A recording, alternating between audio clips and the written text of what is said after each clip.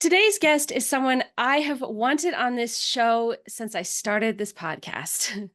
Mark Peters is the first CEO that inspired me to think differently about my staff and really recognize how important it is to understand what's happening for the people that work for you.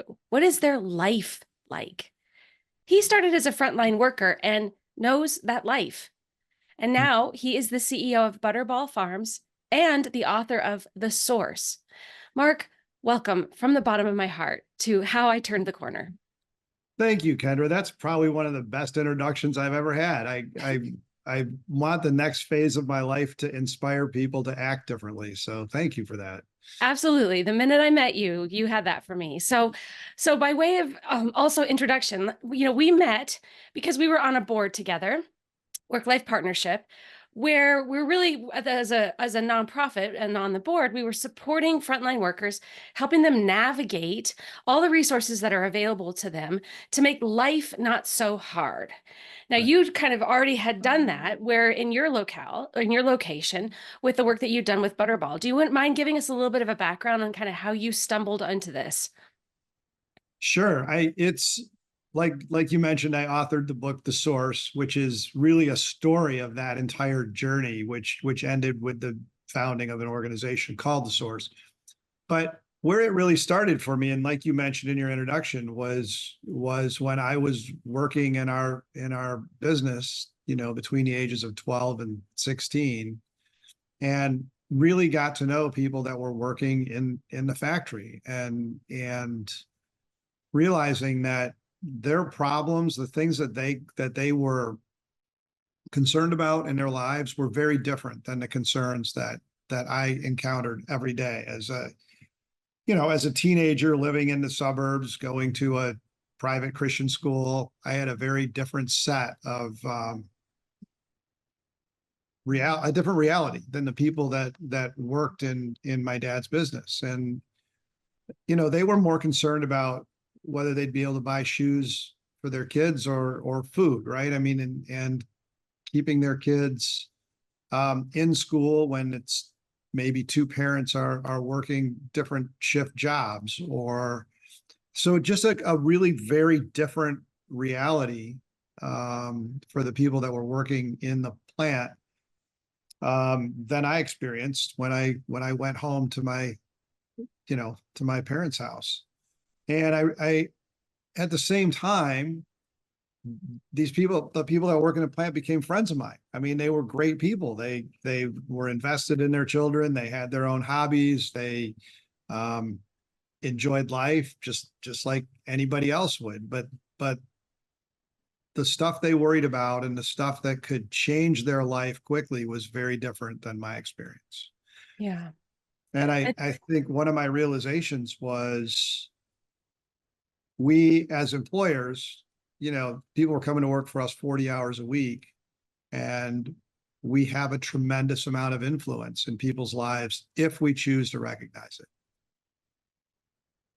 So you said something to me that really, again, sparked a lot of inspiration, which was I think all of us want to have an environment where our employees are thriving. We want that. But we can't have people thriving if life is so hard. They can't thrive at work if life is hard. Right.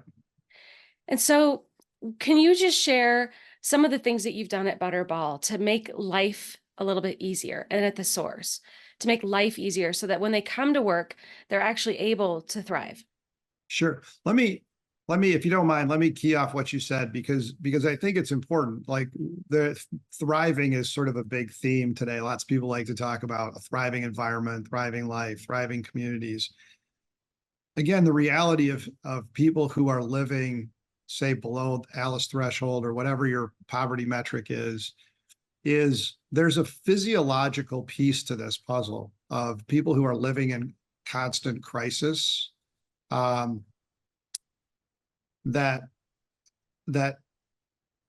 disallows them to actually sort of problem solve their lives, right? And it's sort of that injection of cortisol that legitimately narrows their ability to problem solve things that come up in their life.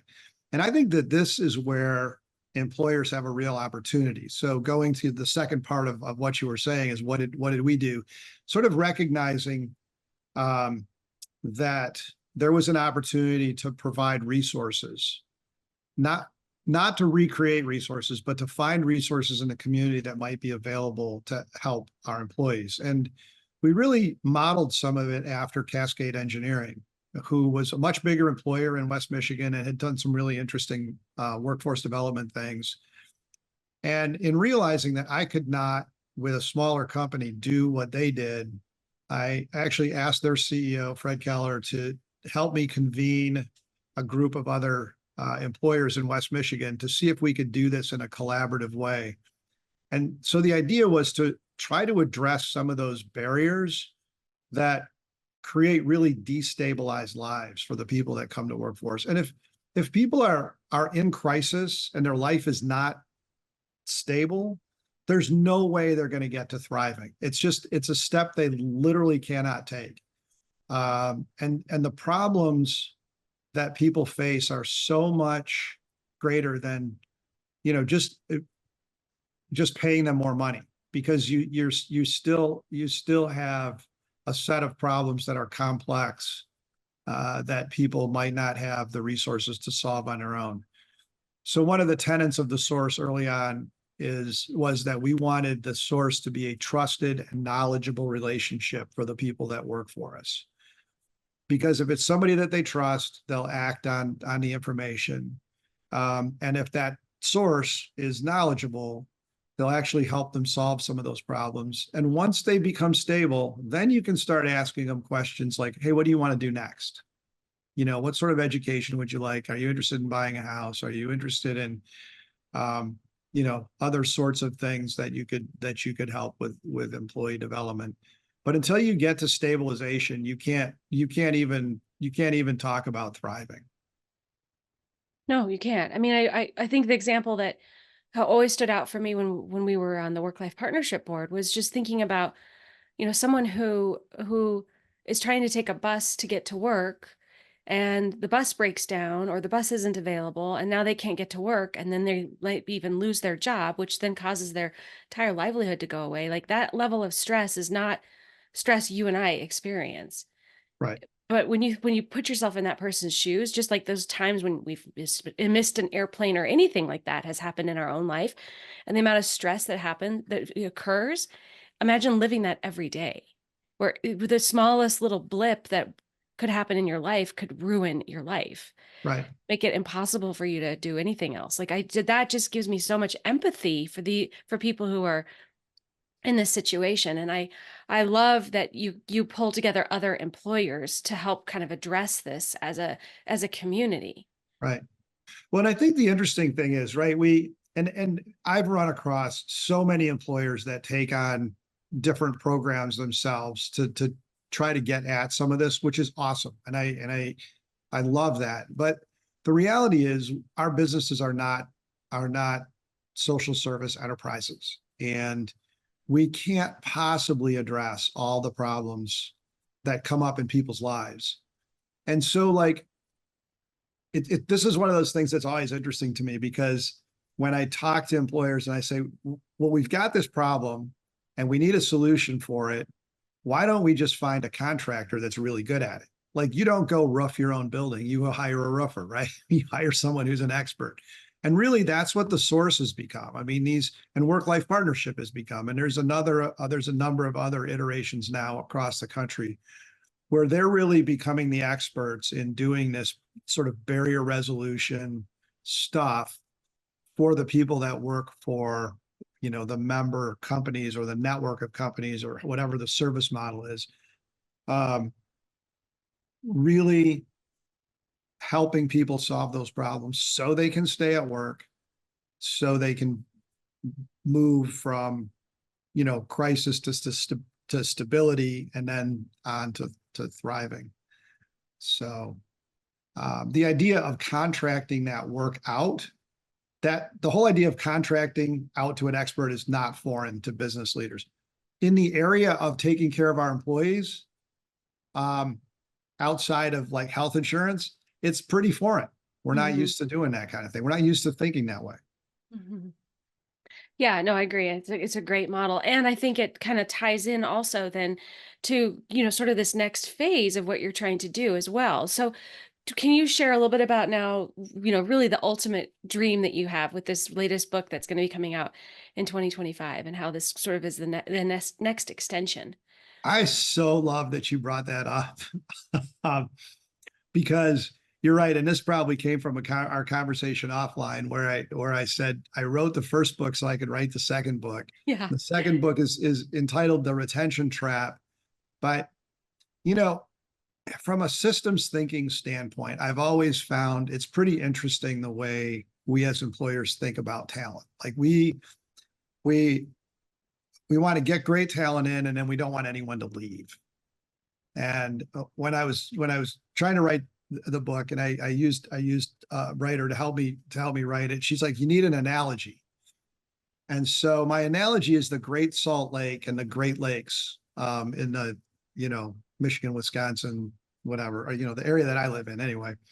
The Great Salt Lake is a terminal lake. I know there's like 3 or 4 rivers that flow into it, no rivers that flow out, and there's 1 or 2 organisms that actually can live in the lake. So there's no biodiversity in the waters of the Great Salt Lake. On the other hand, you've got the Great Lakes Basin, which flows in multiple directions and is fed by, a huge watershed, and it's one of the most biodiverse places on Earth. And so, what kind of workforce do you really want? Do you really want to retain everybody forever? Or do you really want to entertain some sort of a flow of talent through your company? Well, when you're a small to mid-market company, um, having that kind of a flow it's a difficult concept to get your head around, because you may have 1 or 2 like expert positions and you don't ever want them to leave. But if you have an opportunity to hire some great talent, and they say, well, what's the next step in your company for me? And you don't have the next step, you might not be able to hire that individual or that talent. And I think from the demographics, the way that I sort of read the demographic tea leaves, and from some of the stuff that I've learned, that is going on at a large scale in our country, um, small to mid-market companies need to figure out how to collaborate around talent flow. So let's say you're looking for a senior financial analyst, and I have a financial analyst on my team, but I don't have the next job for them. But if we're networked and I know you're looking, and I know this individual is ultimately wants a position like that, if that was sort of an open channel, and I could say, hey, Kendra's looking for somebody like this, you should go talk to her. And then, we can talk about what the transition time looks like and how to backfill the position. Um, I I think it changes our relationship to the people that work for us, and it changes our ability to hire great talent in our communities. But it's a very foreign concept. This is probably one of the most difficult conversations I've had with other employers. And once I get past the "you're crazy, I'm never going to do that," but we actually sort of can engage around it, and people are like, "Well, that's actually a really interesting idea." So Uh-huh. It's so funny because I've always, and since I started turning the corner, one of my favorite interview questions is to say, so what happens after turning the corner? What do you right. want to learn here? I remember you saying that, and I was Yeah. like, "That's beautiful. I love that." Yes, because it's like I don't see, because I'm the same way as you. I don't. A job shouldn't be forever and ever and ever. It should be a stepping stone. And I think when we think that way as employers, it changes the way you think about your employees. It just changes the energy around it. It doesn't put so much pressure and stress on like making sure that they're always there. They're good. They just have to stay. It's Right. just like this frantic energy that comes with it. Where if you see that it's a stepping stone and you understand what the end of that stone kind of looks like, then you're ready for it. You've already got the succession plan. You've already got the bench of talent because you've been planning for it. And then you've now got an employee that is so much more engaged, so much happier because they know they're learning what they want to be learning for the next step. Right. Yeah. And I think in some, depending on industries, in some systems, it could be you could be offering talent to one of your customers. Like I have a large customer that I would love to start sending talent to in the next couple of years. And then, if I have an individual that's embedded in my customer and they had a great experience with me, that can't possibly hurt me. Right. Yeah, exactly. Um, And you can send your worst employees to your favorite competitor. yeah. Just kidding. No, no, no.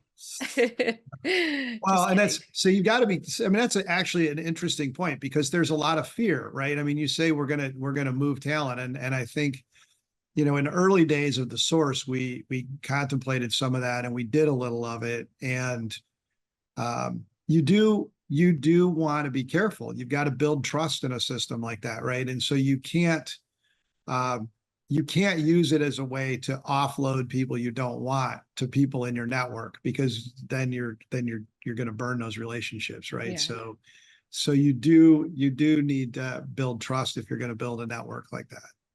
Well, it's a community, right? Sure. That's what this becomes, and it has been a big theme of this podcast too. Is that business is a little micro community, and when we think of our businesses that way, it changes the way we interact with all of the people that we're working with, whether that's a vendor or a customer, an employee, a competitor, Yeah. all of it. Like when you're in community together, you don't want to do anything to mess up those relationships. Because there's Yeah. gonna come a point where you're gonna need each other probably. Right. And I think when you and I were having that conversation about your like, what do you want to do next question that you ask in your interview process, um, again, there's I've run into a lot of employers that are like, we celebrate when somebody goes on and gets a better job somewhere else. And I'm like, that's great. And what if you actually intentionally help build a network of employers, right? Instead of just saying, hey, if you find a job somewhere else, that's great. We'll support you. When you're in that interview process, you say, well, what's next? And oh, by the way, I've got 10 employer partners that might fit that next step for you. Mhm. That's it. That takes that conversation up one more level Mhm. because Yeah. you're designing your organization in a way that is talent or people centric, right? Because you're understanding what it is the people that come to work for you really, really want. And it's interesting. Again, I find this stuff fascinating as an employer because people will say, oh, well, we're not good at that. We don't have a skill set for that. We don't, we've never done that before, except we all do it with our customers. Like we try to understand our customer pain points. We try to understand how our products or our services are going to solve problems for our customers. We have the skill set. We just don't apply it to the people that come to work for us. Why? Why don't we do that more? I have a theory, and this is just my personal theory. My personal theory is that most of us start a business or an enterprise to solve a problem or deliver a product that's better than that we think than somebody else in the marketplace. And when we do that successfully, we end up having to hire people. Like we don't start our businesses thinking about changing people's lives or positively impacting people that come to work for us. So our focus tends to be on, you know, our product offerings, the quality of our products, the quality of our services, whatever the brand experience, all of those things that are important for our businesses and for building our revenue and our clients and all the rest of it. We just don't. It just doesn't occur to us to do this with the people that come to work for us. And I think that small to mid-market companies, it's especially difficult for because it requires maybe the addition of another staff person or engaging in a different kind of a network. When you get to a certain scale, I think larger, more scaled companies do a better job of at least understanding some of that stuff. I'm not certain that they do a significantly better job of executing on it all the time. Um, but they certainly, I think, are more sensitive and aware of some of the things that go on in people's lives and organization than some of us smaller and mid-market companies.